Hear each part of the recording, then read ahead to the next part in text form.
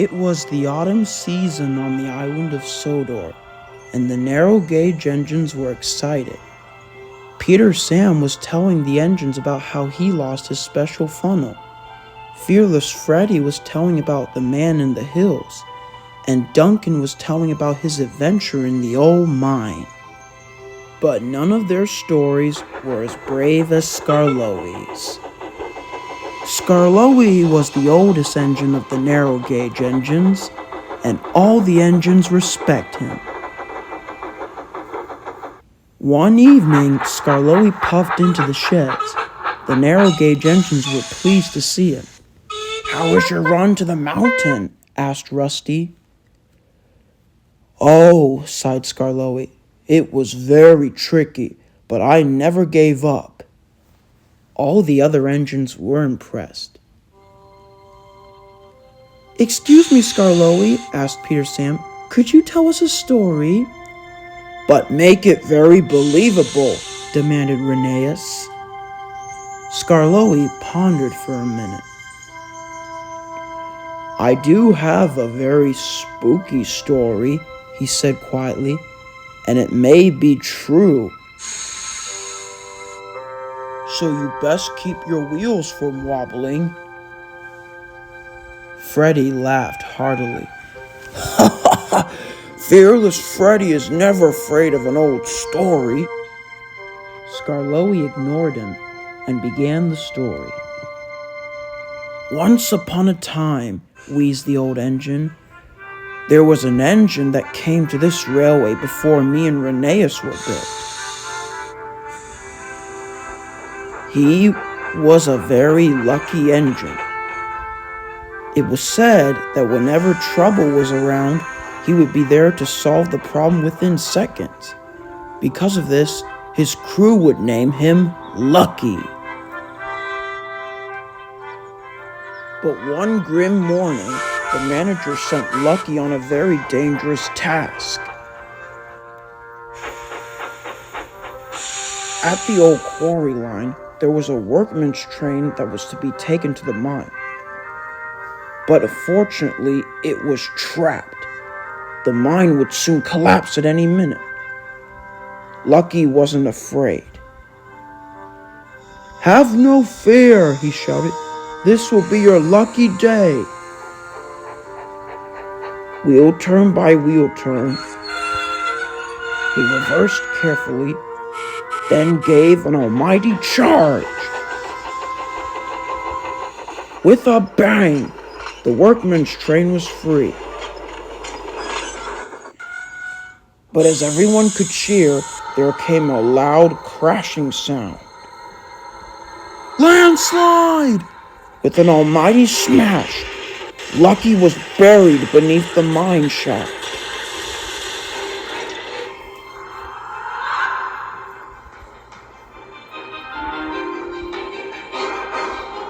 Not wanting to risk losing another engine, the workmen quickly got to work, hoping to recover their friend. But when the mess was sorted, Lucky was gone.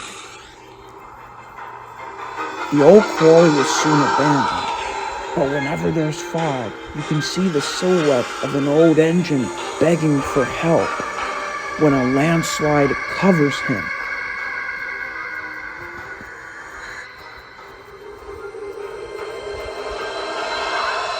A mournful sigh was heard. Oh, such a tragedy. If only me or Rheneas were there, this wouldn't have happened. The other engines were silent, but Fearless Freddy was thinking none of it. What silly fairy tale's gone through your funnel? He laughed. This is true, I believe, said Skarloey. The old quarry is being repaired soon. Say, has anyone seen Duncan? Asked Rusty. He was called out on a late-night delivery to the quarry, replied Skarloey. Even so, Freddy, you best be on guard. You have to deliver some tools to the quarry. Don't worry, laughed Freddy. They don't call me Fearless Freddy for nothing.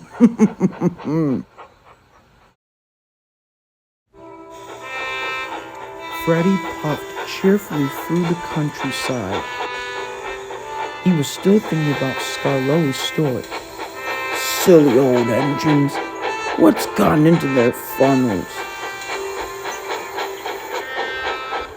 He was so lost in thought, he didn't hear Terrence or George's warnings about being careful. When he reached the Old Quarry, a low mist filled the air. Old broken freight cars and rusted scrap engines laid everywhere. Soon Freddy was beginning to feel a little nervous. He arrived at his trucks and was just about to leave when he heard a strange echo. Freddy looked all around. "Hello?" he called. "Who's there?" But no one replied. The echo grew louder and louder. Suddenly, a voice called out, "Hello? Help! Who's there? Help! I'm trapped!"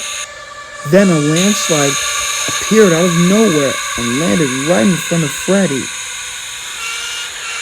That's when he realized, "It's Skarloey's ghost!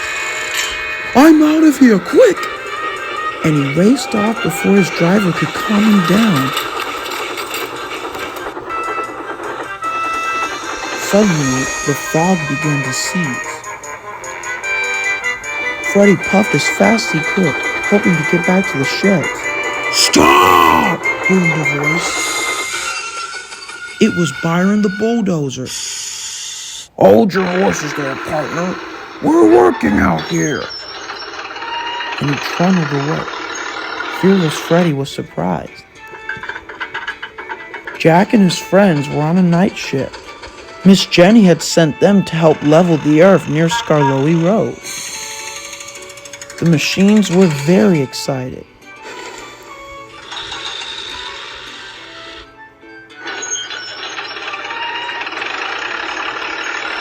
"Are you all right?" asked Jack. "You look like you've seen a ghost." Fearless Freddy took a deep breath and explained everything to the pack. Alfie was very surprised. "A ghost living in an old mine shaft? I thought ghosts were make-believe," quivered Ned. I heard the echoes, I heard the whistle, there was a landslide." "Calm down," boomed Byron. "Whatever's troubling you, we can sort it out. Besides, our job here is done." Then Freddy had an idea.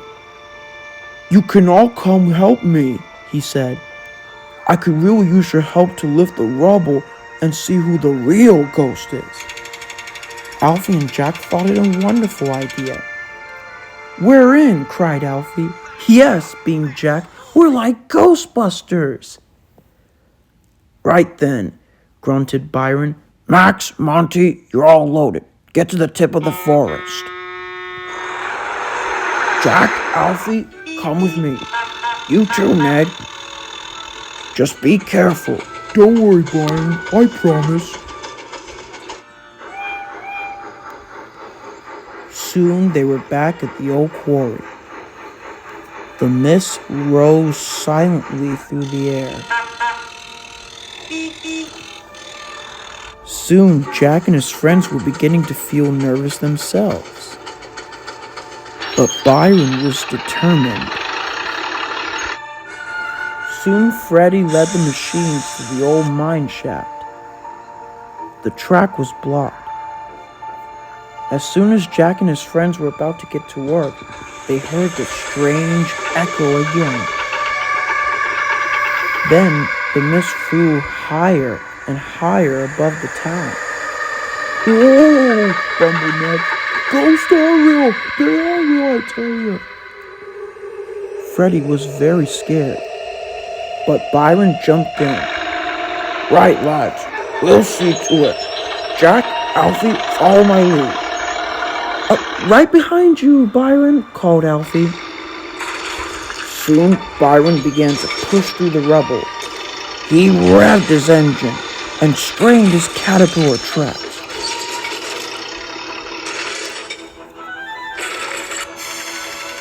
Soon Jack and Elfie came to his rescue, and soon the earth began to crumble.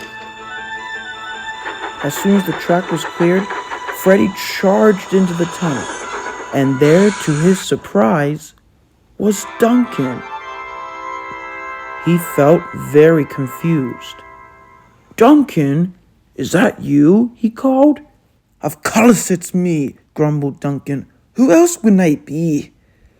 I've been waiting around here for hours." Soon the machines got to work clearing the tunnel.